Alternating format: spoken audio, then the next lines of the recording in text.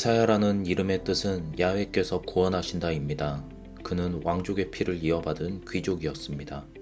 그럼에도 자기와 같이 신분이 높은 사람들을 옹호하지 않고 자기 권력을 과시하는 사람들이나 불의한 부자들에게 거침없이 심판의 메시지를 전했습니다.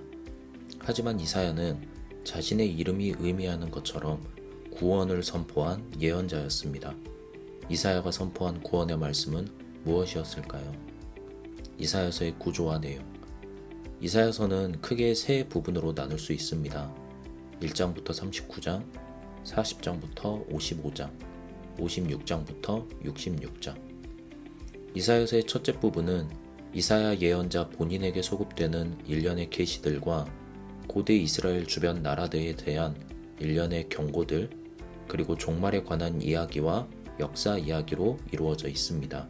이사야서에 따르면 이사야 예언자는 유다 왕 우시야, 요담, 아하스, 히스기야 시대에 활동했던 예언자로서 유다와 예루살렘에 하나님의 말씀을 전했으며 유다와 예루살렘뿐만 아니라 고대 이스라엘 주변 나라인 바빌론, 아수르, 블레셋, 모압, 다메섹, 고스, 이집트 등에도 하나님의 말씀을 선포했습니다.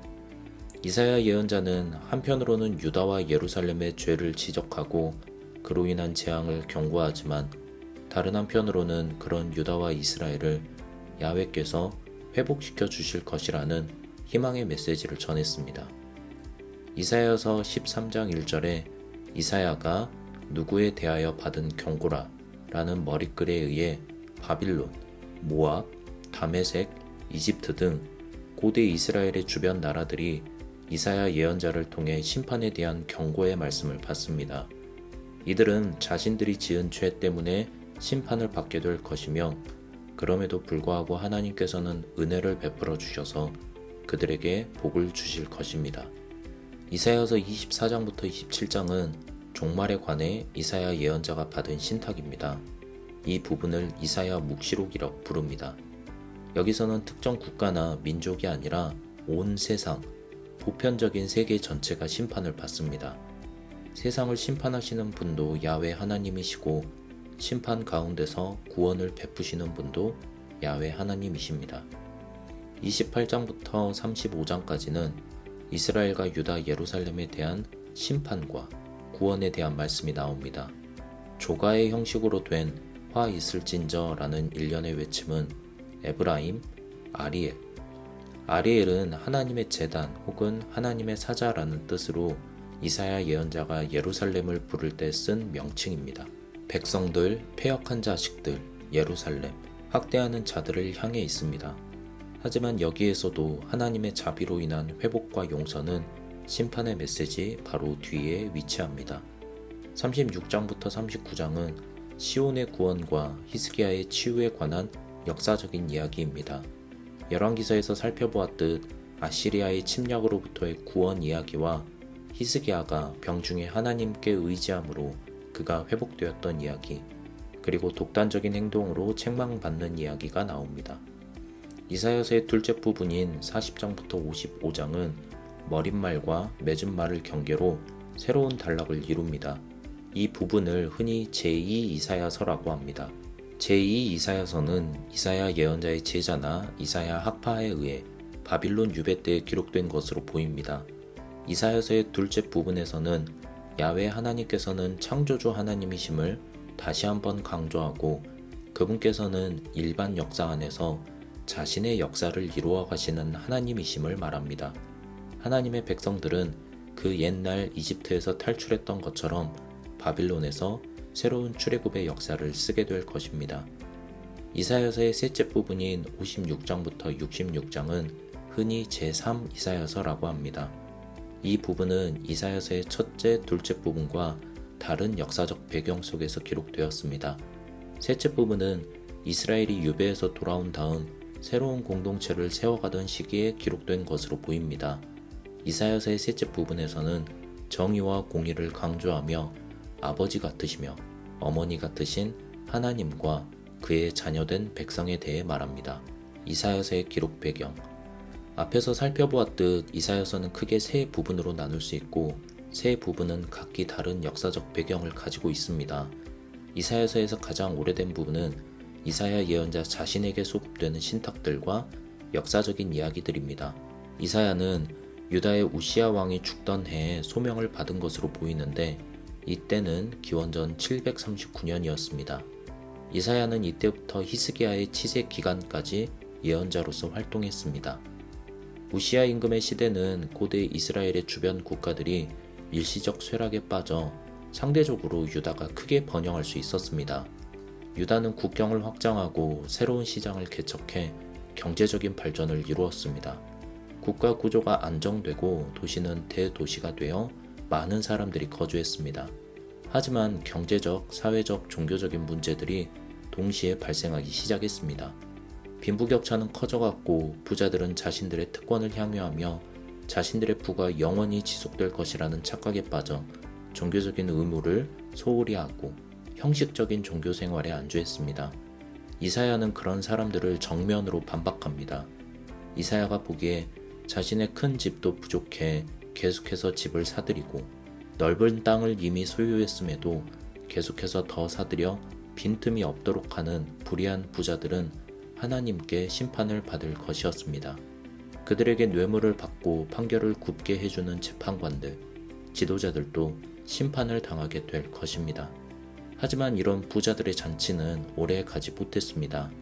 아시리아가 다른 나라들을 차례로 점령하고 고대 근동을 지배하기 시작했기 때문입니다.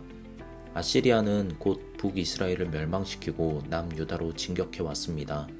기원전 702년부터 701년 남유다는 예루살렘 도성을 에워싼 사네립에 의해 곧 멸망당할 것처럼 보였습니다. 하지만 사건은 전혀 예상하지 못한 방향으로 흘러갑니다.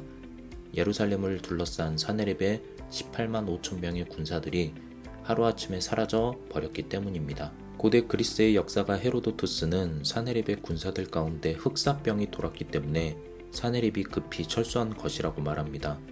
열왕기하 19장, 이사야서 37장에서는 야훼의 사자가 나가서 아시리아 진영에서 병사들을 쳤다고 말합니다. 하박국 선지자는 하나님께서 역병과 전염병을 다루시는 분이라 말합니다.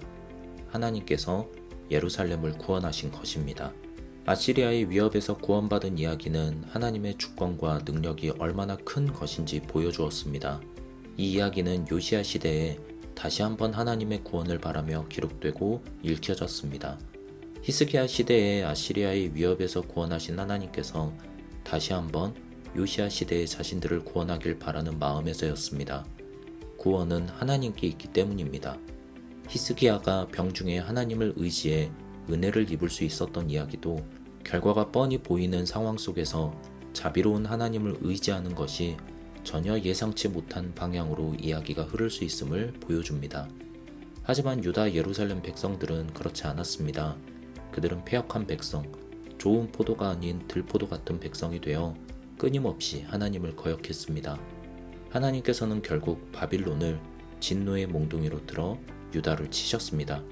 유다는 멸망했고 백성들은 포로가 되어 바빌론으로 끌려갔습니다. 이사야서의 둘째 부분은 바빌론 유배기에 쓰였습니다. 포로로 끌려가 아무런 희망 없이 살던 시대에 바빌론 사람들에 의해 천지를 창조하시고 그분의 백성을 축복하시며 크신 팔로 감싸 안아 보호하시는 야훼 하나님이 어디 있느냐? 야훼 하나님이 팔이 짧아서 너희를 다 못 감싸 안으시냐? 놀림받던 시대에 기록되었습니다. 제2 이사야서는 바빌론의 뛰어난 신화와 이야기들 속에서 다시 한번 천지를 지으신 분이 신화 속의 거짓된 신들이 아니라 야훼 하나님임을 확실히 선포합니다. 그분께서는 그분의 백성을 버리지 않으시며 그분의 팔이 짧아 구원하지 못하시는 것도 아닙니다. 제2 이사야서는 이스라엘이 자신들의 잘못으로 포로로 끌려왔으나 창조주 하나님께서는 곧 그들의 선조들을 이집트에서 구원하셨던 것처럼 구원하실 것임을 말합니다. 이사야서의 셋째 부분은 바빌론 유배에서 돌아온 이스라엘이 새로운 공동체를 재건할 때 기록되었습니다. 새로운 공동체에 필요한 것은 강력한 군사력도 아니고 뛰어난 정치가도 아니었습니다. 제3 이사야서는 오직 하나님의 정의와 공의가 새로운 공동체의 필수적인 것으로 간주합니다. 하나님의 백성에게 필요한 것은 하나님의 정의와 공의가 공동체 안에 물처럼 넘쳐 흐르게 하는 것입니다. 하나님에 대한 바른 이해 속에서 백성은 자신들에 대한 바른 이해를 가져갈 수 있었습니다. 그렇게 부모님이신 하나님을 닮은 자녀가 될 것을 제3 이사야서는 말합니다.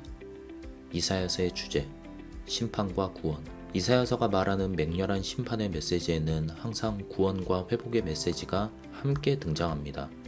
유다 예루살렘뿐만 아니라 고대 이스라엘 주변 세계들까지 그들의 악행에 대한 정당한 대가를 받으나 하나님의 자비 속에서 복을 받게 됩니다. 즉 이사야서가 말하는 심판은 멸망을 위한 심판이 아닌 구원과 회복을 위한 심판입니다. 자비로운 하나님께서는 자신의 백성의 악한 모습에 잠시 진노의 몽둥이를 들어 사랑하는 자녀를 징계하듯 징계하는 것입니다. 하나님의 징계 속에서 백성들은 하나님의 뜻을 깨닫고 그분께 돌아오게 될 것입니다. 하나님께서 이 백성의 마음을 둔하게 하며 그들의 귀가 막히고 그들의 눈이 감기게 하시는 것도 이 백성을 멸망시키기 위함이 아닙니다. 이사야서에서는 마음을 둔하게 하는 말씀과 그의 백성 가운데 남아있는 자들이 거룩한 씨가 되어 이 땅의 그루터기가 되는 말씀이 함께 있다는 사실이 이를 반증합니다. 하나님께서 백성의 마음을 둔하게 하신다는 말씀은 많은 예언자들을 통해 하나님의 뜻을 전달해도 도무지 듣지 않던 많은 사람들에 대한 말씀입니다. 그럼에도 불구하고 아주 소수의 사람들은 예언자를 통해 하나님의 뜻대로 자신들의 삶을 이어나갔습니다.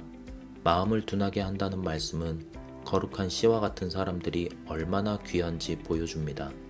하나님께서 백성의 마음을 둔하게 하셨음에도 거룩한 씨와 같은 백성들이 남아 새로운 공동체의 그루터기가 될 것입니다. 역사 속의 역사. 역사란 보편적인 의미에서 과거에 있었던 일들을 기록한 것을 의미합니다.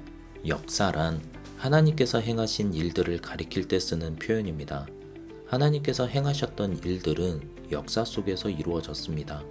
예루살렘 도성과 히스기야를 구원하신 하나님의 일하심은 역사 속에서 이루어진 일이었습니다. 이사야서는 하나님께서 역사 속에서 행하시는 일들을 전해줍니다. 하나님의 일하심은 그의 백성이 포로로 끌려갔을 때 끝나지 않습니다. 하나님의 백성들은 하나님의 계속되는 일하심 속에서 새로운 출애굽을 경험하게 될 것입니다. 이사야서는 역사 속에서 그분의 백성을 위해 쉬지 않고 일하시는 하나님의 일하심을 말합니다. 하나님과 그의 백성. 이사야서는 패역한 세대 속에서 하나님이 어떤 분인지, 하나님의 뜻이 무엇인지 전해 주었습니다. 하나님께서는 잠시 진노의 몽둥이를 드는 무서운 분처럼 보이지만 사실은 자비로운 하나님이십니다. 또한 거룩한 분으로 세상 위에 계시며 크신 권능을 가지셨지만 그분의 백성의 일에 적극적으로 개입하시고 행동하시는 분으로 나타납니다. 이사야가 말해주는 하나님에 대한 모습이 그분 백성의 모습을 정의합니다. 하나님에 대한 수준 높은 인식이 하나님 백성의 자기 이해의 시작점이 됩니다. 하나님께서 거룩하시니 그분 백성 역시 거룩해야 하며 하나님께서 정의로우시고 공의로우시니 그분 백성 역시 정의롭고 공의로워야 합니다. 고난받는 종. 하나님의 심판은 하나님의 종이 대신해서 죗값을 치름으로 끝납니다. 고난받는 종이 의미하는 것은 고난받는 종이 대신 죗값을 치르는 방식을 통해 원래 우리가 감당해야 했던 죄가 옮겨진 것. 우리는 그것을 깨달음으로 그의 죄를 원래 우리의 죄였다 고백하고 이 깨달음을 통해 새롭게 변화되어 야훼 하나님께 돌아올 수 있다는 것입니다. 후에 하나님께서는 자신이 결국 이 백성의 죄를 감당하셔서 백성의 죄 문제를 해결하십니다. 하나님 자신이면서 자신의 독생자 아들 예수 그리스도를 고난받는 종이 되게 하여 우리가 감당해야 하는 죄값을 대속해 주셨습니다. 이사야서는 아주 구체적인 상황 속에서 특정한 사람들에게 전해진 하나님의 말씀이었습니다. 이사야 예언자가 하나님의 말씀을 선포할 때 그 말씀이 많은 사람들에게 받아들여지지는 않았지만 아주 소수의 사람들이 이사야 예언자를 통해 전달된 하나님의 뜻을 받아들여 기록하고 후대에 전해주었습니다. 이사야서는 이제 항구적인 진리의 말씀이 되어 오늘을 사는 우리에게도 동일한 하나님의 뜻을 전해줍니다. 이사야서를 통해 하나님을 깊이 아시는 은혜가 있으시기를, 동시에 자신이 하나님의 백성임을 깨닫는 은혜가 있으시기를 바랍니다.